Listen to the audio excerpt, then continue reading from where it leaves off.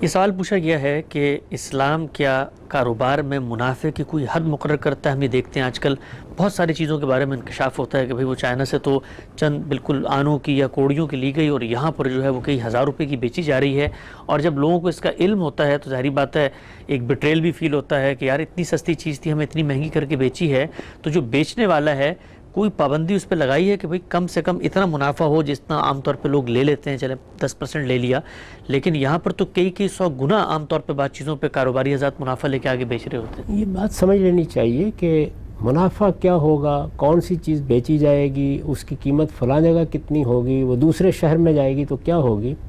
اس کو مارکیٹ کی قوتیں طے کرتی ہیں۔ یعنی رسد اور طلب کا توازن ہے جس سے خود بخود قیمتیں طے ہوتی ہیں، کم بھی ہوتی ہیں، زیادہ بھی ہوتی ہیں۔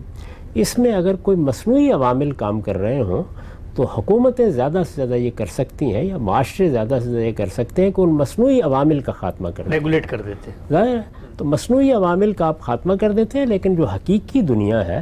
جس میں رسد اور طلب کا قانونی اصلاً کار فرما ہوتا ہے، یعنی وہ چیزیں کتنی آئی ہیں، اس کے طالب کتنے ہیں، اس سے ان کی قیمت طے ہوتی رہتی ہے۔ خود جو چیزیں ہمارے ہاں پیدا ہوتی ہیں وہ بھی ایسے ہی ہیں۔ تو مصنوعی عوامل کو تو آپ ختم کر سکتے ہیں، لیکن منافع کی شرحیں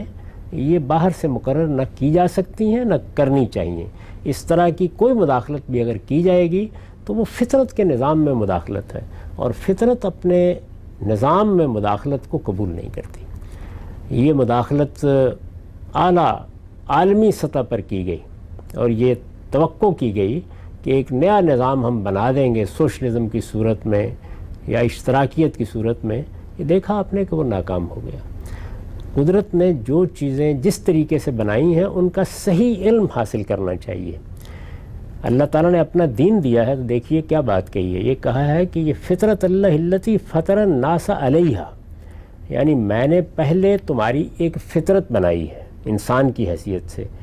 جو کچھ اس کے بعد میں نے دین دیا ہے وہ اس پر مبنی ہے۔ تو انسان بھی اپنی سیاست میں، معیشت میں، معاشرت میں وہی اقدام کر سکتا ہے، اور وہ برابر ہوتے ہیں جو انسانی فطرت میں جو چیزیں ودیت ہیں ان کے مطابق ہوں۔ ان سے ہٹ کے آپ جب بھی کوئی اقدام کرتے ہیں تو آپ قدرت کے نظم کو درہم برہم کر دیتے ہیں۔ اسی لیے رسالت مآب صلی اللہ علیہ وسلم کے بارے میں بعض روایات نظر سے گزرا کہ جب آپ سے کہا گیا کہ آپ تسیر کر دیں، یعنی قیمتیں مقرر کر دیں، لوگ کچھ زیادہ منافع لے رہے ہیں، تو آپ نے لوگوں کو تلقین ضرور کی لیکن کوئی ریاست یا قانون کی سطح پر اقدام نہیں کیا۔ اس میں بڑی حکمت ہے۔ ایسی چیزوں میں اس طرح کی مداخلت کرنے کے بجائے صرف یہ تجزیہ کرنا چاہیے کہ مارکیٹ کی قوتیں کیا آزادی کے ساتھ اور اپنے طریقے پر کام کر رہی ہیں۔ ان میں دو ہی پہلوؤں سے آپ مداخلت کر سکتے ہیں، ایک یہ کہ کچھ مصنوعی عوامل داخل ہو گئے ہیں، ان کو اگر کوئی نظام، کوئی معاشرہ دور کر سکتا ہے تو دور کر دے، اس میں کوئی رکاوٹ نہیں ہوتی، لیکن پہلے متعین کرنا چاہیے کہ مصنوعی عوامل ہے۔ دوسری چیز کیا ہے؟ دوسری یہ کہ کسی اخلاقی اصول کی خلاف ورزی ہو رہی ہے تو اخلاقی لحاظ سے اقدام کا آپ کو حق ہوتا ہے۔ باقی اور کوئی چیز نہیں جس میں مداخلت کر کے منافع مقرر کیے جائیں، قیمتیں طے کی جائیں، اس طرح کا ہر اقدام آخری درجے میں ناکام ہو جاتا ہے۔ ٹھیک ہے، ہم سے بڑی اہم بات آپ نے فرمائی کہ اگر کوئی مصنوعی چیزیں ہیں تو ظاہری بات ہے اخلاقیات بھی یہ کہتی ہے اور ریاست حق تلفی سے لوگوں کو محفوظ رکھے۔ ہم نے ملیشیا میں دیکھا تھا کہ یہ کہ بھی دنیا بھر سے انویسٹر پیسہ لا کے وہاں کی لوکل زمینیں اگر خریدیں گے تو پراپرٹی ببل اپ ہو جائے گی، تو گورنمنٹ نے اس پہ پابندی لگائی کہ جو آدمی یہاں رہ رہے ہیں کم سے کم ان کی دسترس سے وہ چیز باہر نہ ہو، جیسے ہم پاکستان میں دیکھ بھی رہے ہیں کتنی پراپرٹی مہنگی ہوتی جا رہی ہے۔ تو اس طرح کی چیزیں ہونی اسی چاہیے۔ کی طرف میں نے اشارہ کیا کہ مصنوعی عوامل کو آپ روک سکتے ہیں۔ باہر سے کوئی چیز آ رہی ہے، کوئی مداخلت ہو رہی ہے، بعض لوگوں نے وہ طریقہ اختیار کیا ہے کہ جس سے